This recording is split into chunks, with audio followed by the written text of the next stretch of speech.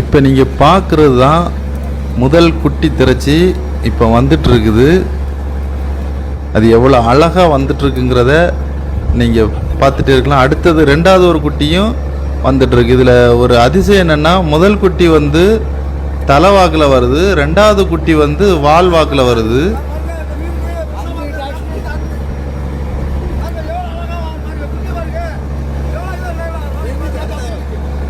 ரெண்டு குட்டி இப்போ முழுமையாக, மூணாவது குட்டியும் வந்துட்டு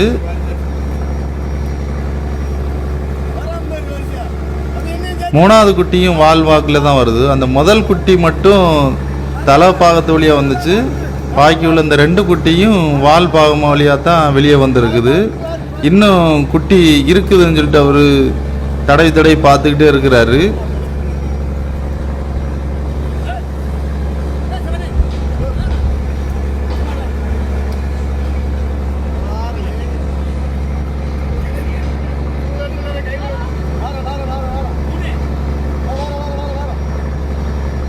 நாலாவது குட்டியும் வருது. அந்த நாலாவது குட்டியும் வந்து தலைகளாக தான் வருது.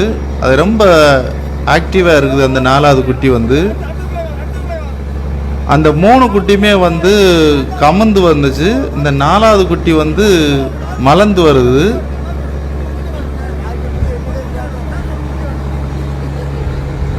இன்னும் குட்டி இருக்கா என்னன்னு தெரியல. பாப்பா என்ன நடக்குதுன்னு. அவர் வாழை கொஞ்சம் தூக்கி பிடிக்காரு. அந்த வயிறு பாகம், அதாவது அந்த தாய் மீனுக்கு வந்து அந்த வயிறு பாகம், அந்த முதுகு தண்டை தான் அவர் தடவிட்டு இருக்காரு. அதில் நீங்கள் பார்க்கும்போது தெரியும், அந்த ரெண்டு சைடும் பள்ளமாக போய்கிட்டே இருக்குது.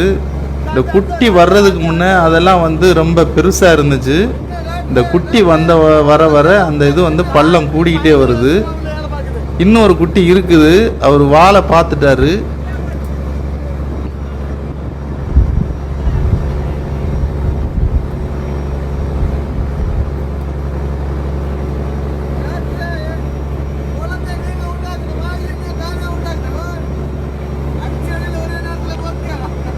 அவர் வாழை பிடிச்சி பார்க்குறாரு, வாளால் இழுக்கிறாரு. அந்த குட்டியும் வால் தலை இது வால் பாகம் வழியாக தான் வந்துட்டு இருக்குது.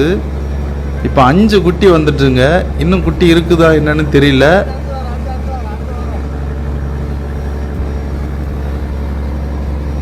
ரொம்ப பள்ளமாயிருச்சு அந்த வயிற்று பாகம் வந்து.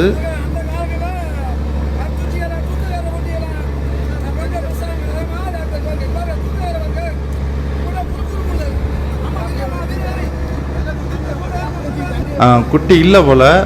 இப்போ நீங்கள் இதில் பார்த்தது வந்து மொத்தம் 5 குட்டி போடுறது. அதில் ஒரு குட்டி மீனை வந்து இப்போ அவர் வந்து தூக்கி தண்ணியில் போட போகிறாரு, உயிரோட விடுறாரு. இந்த ஒரு குட்டி வந்து 1/2 கிலோ அந்த வெயிட்டில் இருக்கும். இந்த குட்டி வந்து ஒரு குட்டியை தண்ணியில் போட்டுட்டார் உயிரோட. பாக்கி 4 குட்டி இருக்குது. இன்னும் அவர் மேலும் குட்டி ஏதாவது இருக்குதான்னு சொல்லிட்டு கையை விட்டு செக் பண்ணி பார்க்குறாரு. குட்டி இருந்த மாதிரி இல்லை.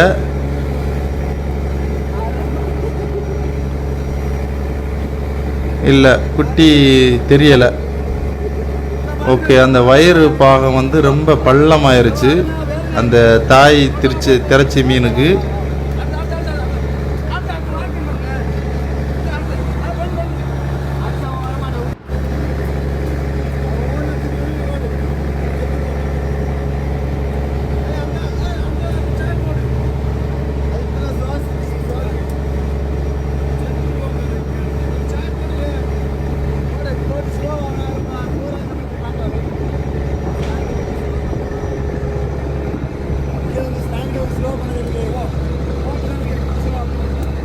அந்த குட்டியெல்லாம் கடந்து துடிச்சிட்ருக்கு.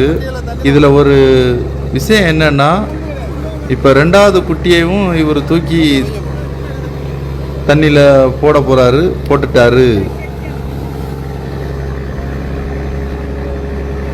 மூணாவது குட்டியையும் பிடிக்கிறாரு. இந்த குட்டி திரச்சி மீனை மட்டும் இந்த கண்ணு பக்கத்தில் தான் நமக்கு பிடி கிடைக்கும். அதனால தான் அவர் கண்ணை பிடிச்சி தூக்கி போடுறாரு. நீங்கள் தப்பாக நினைக்கக்கூடாது. பாக்கி 2 குட்டி இருக்குது. இந்த 2 குட்டியை என்ன செய்ய போகிறாருன்னு பார்ப்போம். இன்னும் அந்த தாய் திரச்சி மீன் வந்து இன்னும் சாகலை, அது கொஞ்சம் உயிரோடு தான் இருக்குது.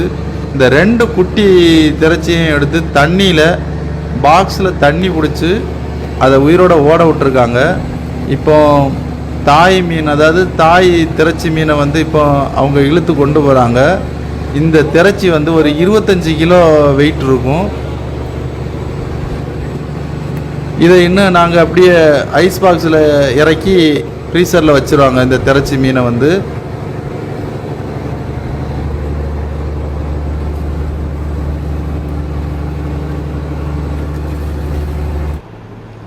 இப்போ அந்த 5 குட்டியில் வந்து 3 குட்டி திரச்சியை வந்து கடலில் உயிரோடு விட்டுட்டோம்.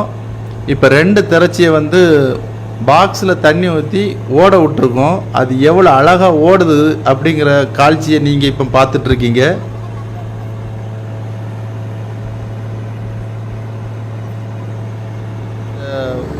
ஓட விட்டுருந்த திரச்சியை நான் வந்து தண்ணிக்குள்ளே தூக்கி விட்றேன். தண்ணியில் விட்டாச்சு.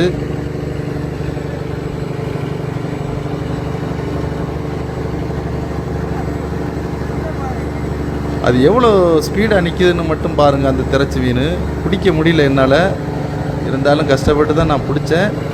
அதையும் தண்ணிக்குள்ளே விட்டுட்டேன்.